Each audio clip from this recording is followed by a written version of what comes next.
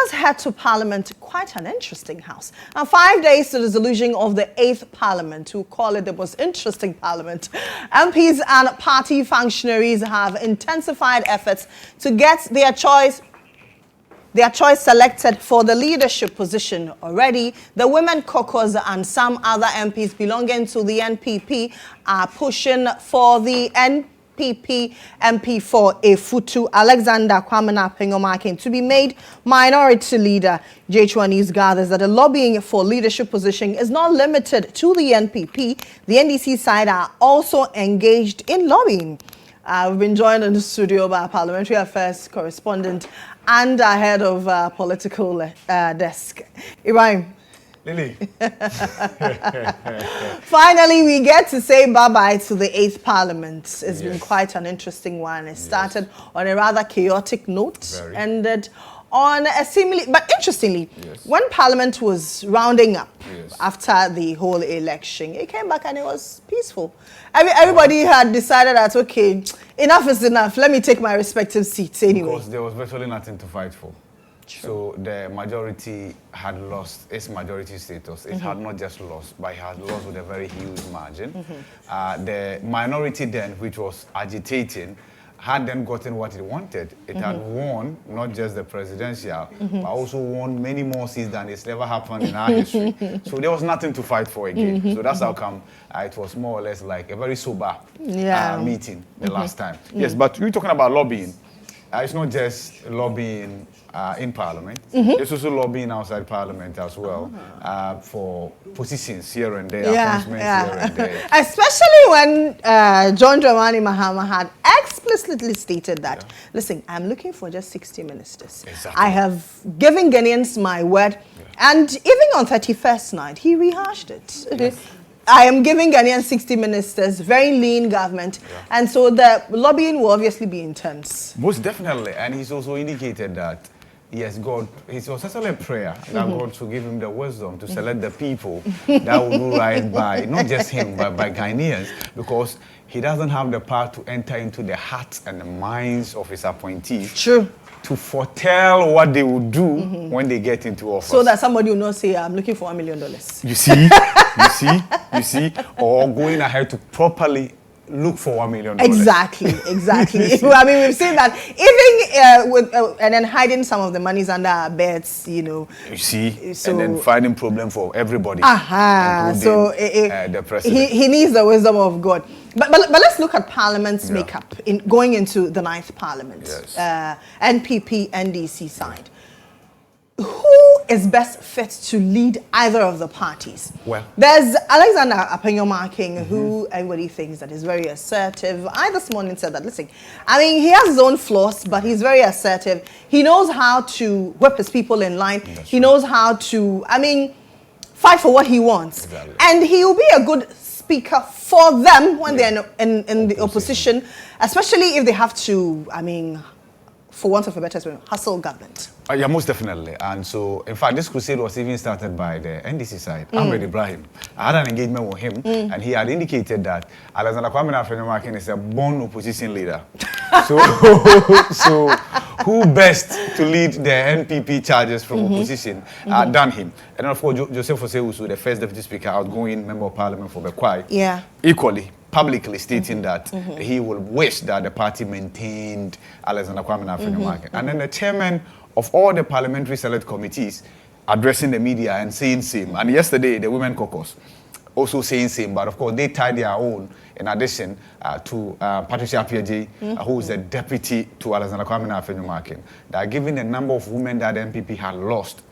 And the fact that Patricia Appiagyei is going on her 5th term as a member of parliament, they will wish that she's I mean, she stands as a leader then. Exactly, exactly. And then she's equally a leader for the Women Caucus. And so, in her maintenance, they equally want Apenyomakin, the Women Caucus, are maintained as well. I guess, Lily, that particular decision will be made tomorrow by the National Council of the NPP.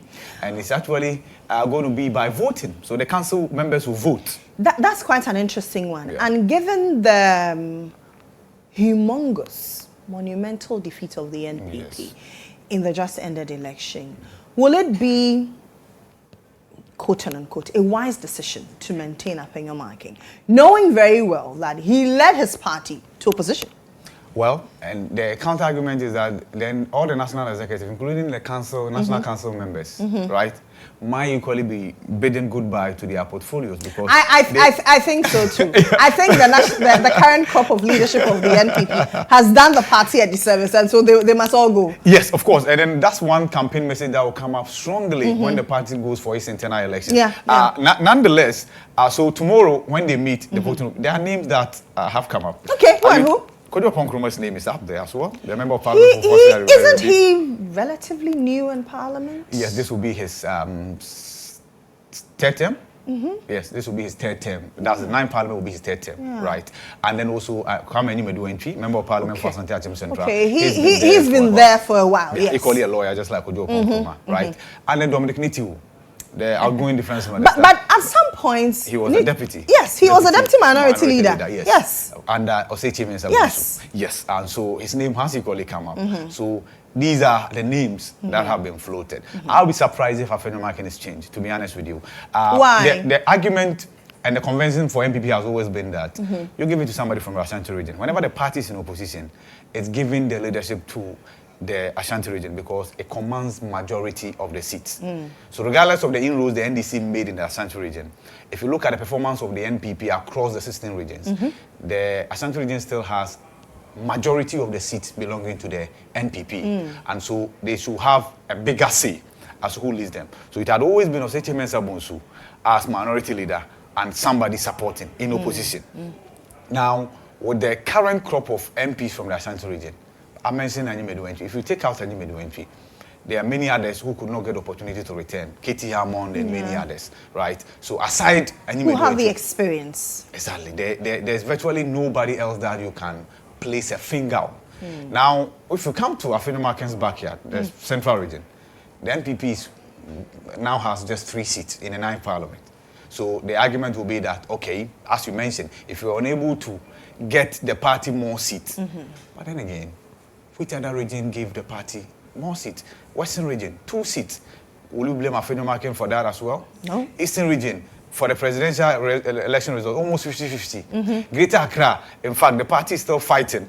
But if the party doesn't they are still fighting 3. For Kaikwe Central, Tema Central, and Ablekuma North. Exactly. And that's why the supporters or the crusaders for Appenyo marking argue that, see, there was a wave that blew, and that green wave actually blew across the country. So you cannot blame anybody for the failures of the party at the parliamentary level. So yes, tomorrow the council is meeting. So far, the crusade has always been in support of Appenyo marking being retained. There's one inevitable change, of course. That's Alex Jenebu Atete. He lost his seat.